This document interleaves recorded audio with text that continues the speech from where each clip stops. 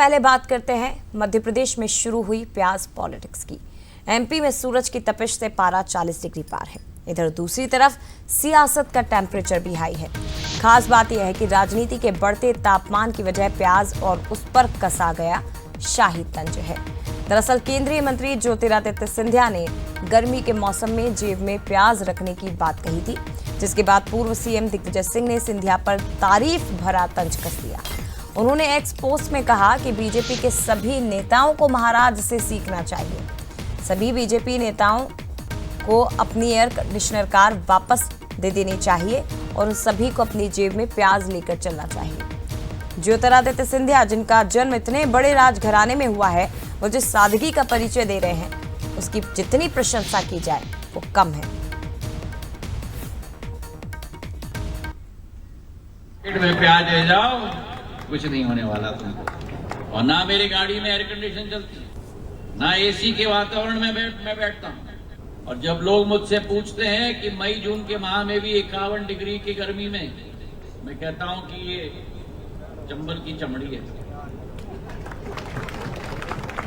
और दूसरी बात बताऊं, मैं थोड़ा जवान दिखता हूं पर मेरी आत्मा बड़ी बूढ़ी है।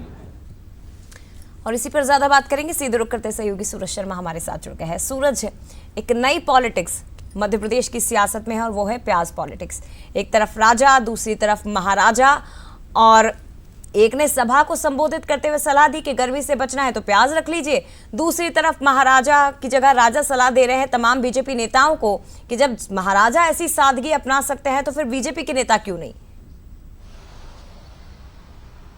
देखिए, बिल्कुल जिस तरीके से फेसबुक पर पोस्ट दिग्विजय सिंह ने किया, उसके अंदाज तो राजनीतिक मायनों में कई अलग अलग हैं, लेकिन जिस तरीके का अंदाज सिंधिया जी का नजर आ रहा है, वो स्पष्ट तौर पर कह रहे हैं कि वो एसी नहीं चलाते बल्कि प्याज लेकर चलते हैं। वही गर्मी से बचने का राज है। वो कभी वो अपनी गाड़ी में एयर कंडीशनर नहीं चलाते, लोगों को भी सलाह देते हुए नजर आ रहे हैं। लेकिन पूर्व मुख्यमंत्री दिग्विजय सिंह ने जिस अंदाज में फेसबुक पर पोस्ट किया, सोशल मीडिया पर पोस्ट किया है, उससे आप लगा सकते हैं कहीं ना कहीं एक तंज जरूर कसा है और एक सलाह भी देने की कोशिश की है कि बीजेपी नेताओं को भी सलाह दीजिए। वो भी लग्जरी और एयर कंडीशनर गाड़ियों में घूमते हैं तो वो भी आपके जो मार्ग है उसका अनुसरण वो करें, क्योंकि जिस राजघराने में आप पैदा हुए हैं उसके बावजूद यदि आप ऐसा कर सकते हैं तो आखिर बीजेपी क्यों नहीं। तो कहीं ना कहीं इसमें सलाह के साथ साथ एक तंज भी नजर आ रहा है। जो राजा महाराजा के बीच की अदावत है, ये पहला मौका नहीं जाया है, इसके पहले भी हमने कई बार देखा है।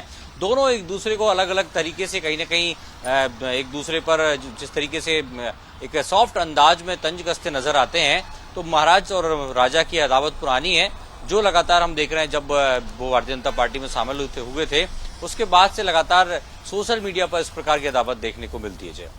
और ये अदावत एक बार फिर से खुलकर सामने आई एक प्याज के कारण। फिलहाल बहुत धन्यवाद आपका सूरज, तमाम जानकारी हम तक पहुंचाने के लिए बहुत शुक्रिया।